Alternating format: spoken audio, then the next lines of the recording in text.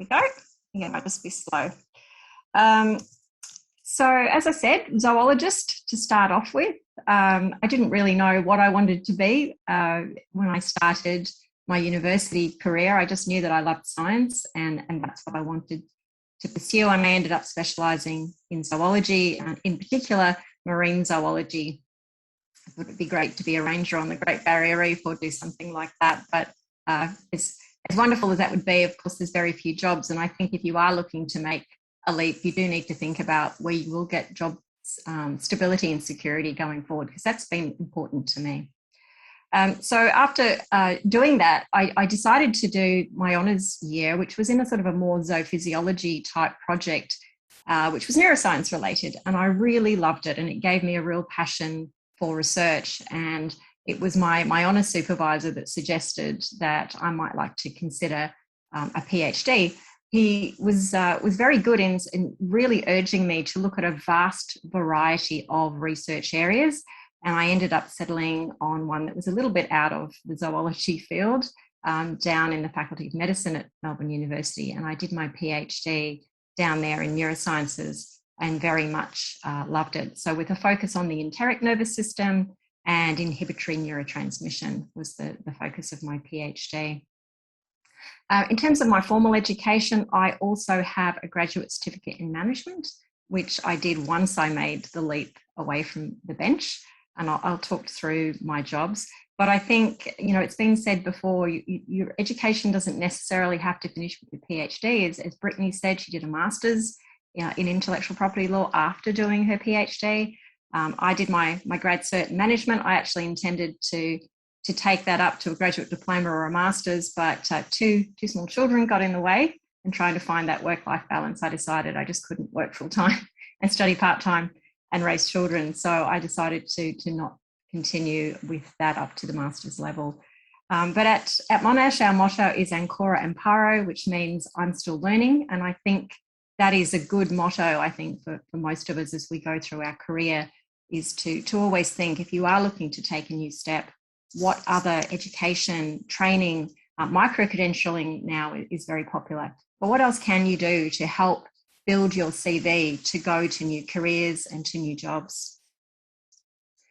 So in terms of the organisations I've worked for and the roles that I've had, I did initially, after my PhD, I moved to the US, to the University of California at San Francisco, and I was a postdoc there. But I had I got a job there, but I had also applied for an NHMRC fellowship, so the CJ Martin postdoctoral fellowship as it was then. So I'd applied, I was over in the US for a few months and was awarded that fellowships, which I commenced as a visiting fellow at UCSF.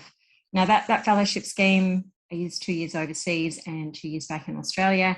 I was enjoying my time, and the science was very productive, and I decided to defer out for an additional year in the US. So I had three years over at UCSF.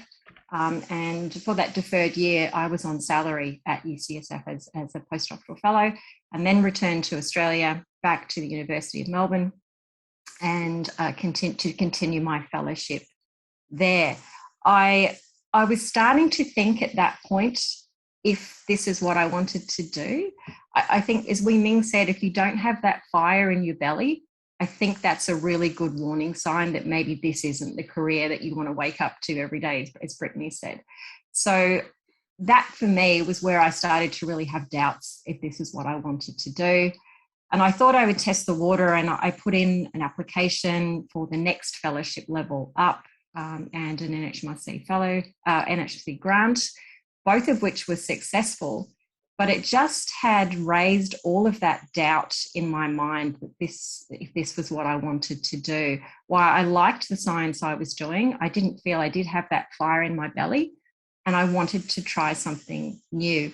And this was a real surprise to many of my colleagues. My head of department literally almost fell off her chair when I told her I was going to resign my fellowship and my grant and go and do something else. But I felt at the time it was the right decision for me. it was a bit scary to step away from the bench and say goodbye to doing the actual science and go do something else. But I did know that I was passionate about science, biological, medical sciences, and I wanted to stay somewhat in that field because that was what I had a passion for, even if it wasn't doing the research at the bench myself. So the job that I got coming out of or resigning my fellowship was with the Royal Australian College of General Practitioners, who had at the time a research directorate. So it was focused on the research programs of the college. And I got a position there as an executive officer in that research directorate. And that was a steep learning curve. It was interesting stepping out of the university system into the medical college system. There are a lot of similarities, but quite a few differences as well.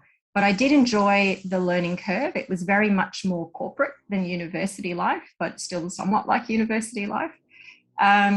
But the institution itself, or the organisation, was going through a lot of change at that time, which made it a pretty dysfunctional place to work. And, I think Wing Ming talked about finding somewhere that's got a healthy culture. And at the time, this organisation did not have a healthy culture due to the vast amount of change that was going on. It was a very difficult place to work. Even through that, my directorate was dismantled. I was given a new position within the organisation as a project manager. I quite enjoyed doing that job, and I learnt a lot of new skills. But at the end of the day, I didn't again feel that this is where my fit was and what I wanted to do. But I did really love that sort of research management aspect of the role, and that was what sort of made me think I really would like to try a career in research management. So back to applying for jobs, and I ended up at Monash as the director of the research office for the Faculty of Medicine, Nursing and Health Sciences. And that's where I think I really found my fit. I think that's really was my passion, and this is what I wanted to do. I was in the Faculty of Medicine for 10 years. During that time, I had two bouts of maternity leave to have two children. And I really was very appreciative of the support that Monash gave me to do that, in terms of have that life-work balance and have 12 months off for each of my kids. And I came back part-time after the second one. But after 10 years in that role, as much as I loved it, I felt like I needed some new challenges and a bit of a change. So I moved up to the Parkville campus of Monash, to the Faculty of Pharmacy and Pharmaceutical Sciences, and was the director of their research office up there. Might add, both of those research offices take in to account or managing research students as well. So PhD master students, and in both of those jobs, I was managing honours cohorts as well. So students as well as the researchers and research program type sort of initiatives. I was about 7 years at pharmacy, and then the Medical Research Future Fund came along. So this was a job that didn't exist when I started out in research management, because the funding scheme itself has only been around for a few years. It does have some very big initiatives within it. Having worked across the two big health faculties within Monash, I was asked if I'd like to come on secondment and start an initiative to help support our researchers in applications for the Medical Research Future Fund and some of the other major initiatives, which I decided I would give a go. It was interesting coming into a role that didn't exist and having to build that from scratch, but I very much have enjoyed doing that, and it is absolutely a delight. I do love my job. So I just wanted to say a little bit about university research management. So what is it, if anyone's sort of considering that as a career option? It can be really any job that you are involved in managing any aspect of research or research training. So it could be administrative, it could be some of the operational functions, it could be dealing with the actual management of research programs themselves. It could be managing research infrastructure, such as technology platforms, or it could very much be working with graduate research students, honour students, which is a very rewarding part of the job as well. So these are just some of the things that research managers do. It is a vast variety of different jobs that sit within research management. So most of you will be aware of things like grants and contract management, but there are functions that are related to intellectual property inside the university, as well as jobs such as what Brittany does outside of the university, obviously. There are business development managers. We're dealing with things like startup companies and spin-outs. There's technology transfer experts in terms of protecting assets and doing deals with industry, licensing and things like that. There are technology experts that do manage the platforms, and these are specialist scientists that have very deep skills in particular methodologies and instrumentation, and they're very important to the operation of a university. There's the graduate research management management of research graduate programs, as I mentioned. We also have people that do things like they deal with the large data of universities and do data analytics for our reporting to government and internal strategic reports for senior management and leadership within the university. So there's lots of different skill sets that get used. And of course, there's people that handle strategy as well as the policy and procedures that have to be developed. So it's not one job. It can be many jobs, and you can link between them as well, which is good. Why do I love it? People. I absolutely love the fact I get to work with a large variety of people. It's a privilege to work with really high-class, high-end, top-class researchers and watch them achieve their research impact through their programs. That's absolutely a highlight of my job. I do get to hear, read, discuss research every day. That satisfies my passion for science without having to do it myself. I do love the diversity of people that work within my organisation, and that includes not just the staff, but our students as well. I'm not currently, but involved in developing training programs for PhD students and early career researchers, and they are a very rewarding group within the university to work with. I've worked with scholarships and internal grant schemes, and I love that because I describe it as being like Santa. There's nothing wonderful when you tell a student that they've got a scholarship or an ECR, that they've got a seed grant, to see their faces light up, and it means so much to them because you know it's really giving them a kickstart into what they want to do. That's incredibly rewarding to help people get those sort of initiatives under their belt. I really love the fact that I get to share repeatedly in grant success. You don't have to write a grant to share in someone's success. You can help them, advise them, and that takes away from the horrible fact that so many grants don't get funded, and what can be constant rejection for people trying to apply because it's so hard, and the funding schemes I think just get more competitive every year, which was one of the reasons I decided to get out of science. Job security, I think for me that was a really big decision in terms of I was at that point of my life, moving back to Australia, getting married, thinking about children, and I thought, do I really want to keep writing fellowship and grant applications every couple of years that my job and my career hinge on? And then of course when you've got students or research assistants, postdocs, that's their future hinges on that as well. And I just didn't think I wanted to keep doing that if I wanted to stay in the research only pathway. I think research management gives you opportunity for promotion, maybe not as quickly as in some other career paths, but the opportunities are definitely there. And also, as I mentioned, that flexibility to be able to move sort of between job roles within research management. When you've got one set of skills, it's quite easy to adapt to another. To me, the opportunity to have 12 months of maternity leave was really important. While everyone can have that option, I really felt when I was in research that women were put under pressure to not take 12 months because it would damage their track record and, the publish or perish. Likewise with working part-time when you have small children, I felt so many of my colleagues that had small children were really under pressure to come back full-time and felt a lot of guilt around that. So I was very grateful to have that work-life balance at what was for me a very important time of my life and be able to dedicate that time to very small children.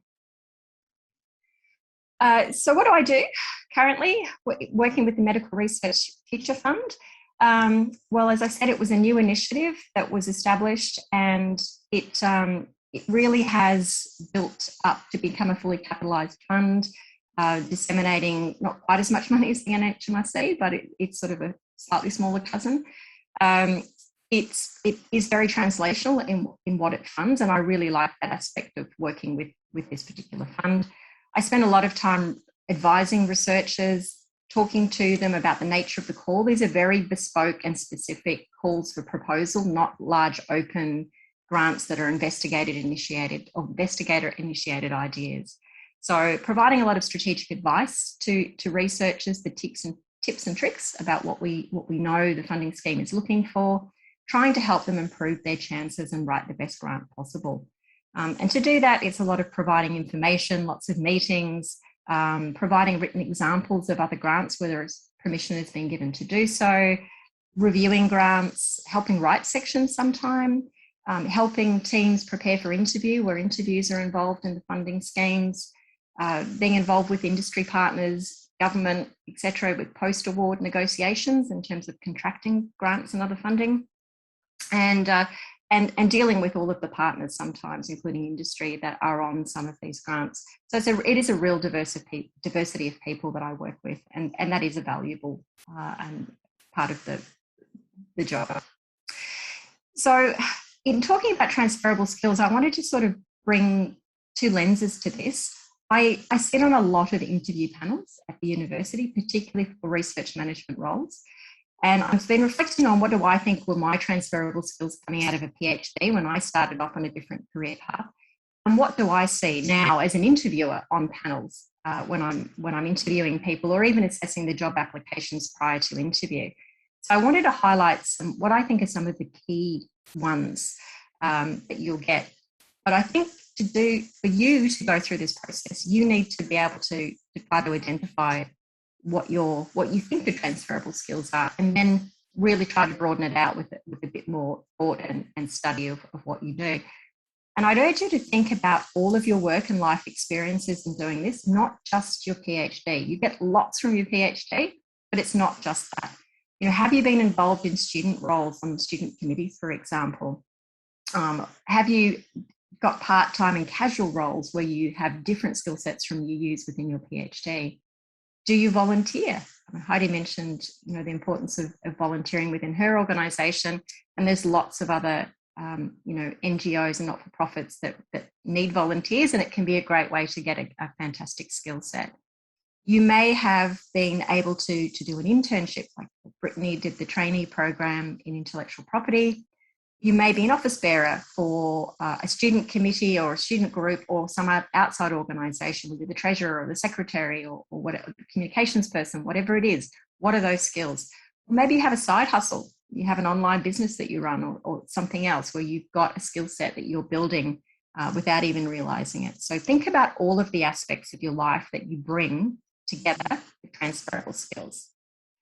These are just some that I think are really important when I think about my career and when I think about job applications that I look through so often. Really being able to identify problems and then work out how to problem solve them.